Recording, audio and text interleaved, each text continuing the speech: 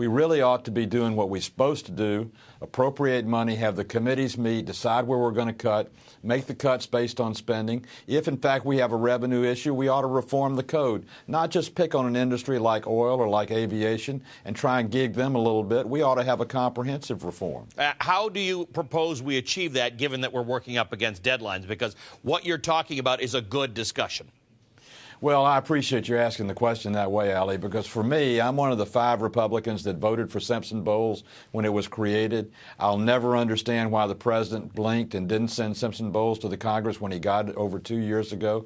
But that's the way we've got to approach. We have a big, big problem, $16.5 trillion in debt. We have zero equity in our country. We're basically 100% mortgaged.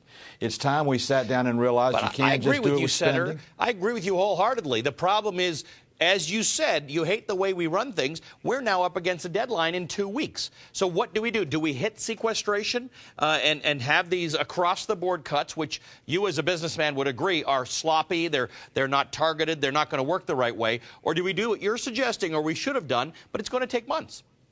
Let me make one guess, and this is just one senator's opinion. The sequestration will go in effect on March 1st.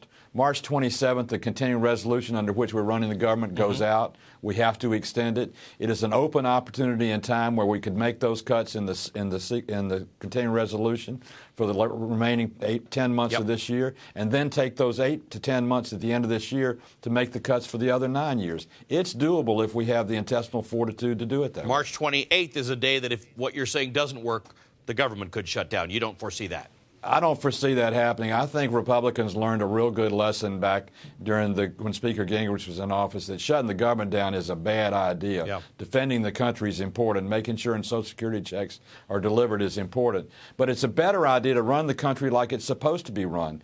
Do your responsibility, appropriate money, make cuts where you have to. And if you have to change the tax code, change the tax code, but do it in the context of the macro sense, not the micro sense. I just wish we'd been doing that for the last several years, reforming it in a more fulsome way. Senator, good to talk to you again. Senator Johnny Isakson of Georgia.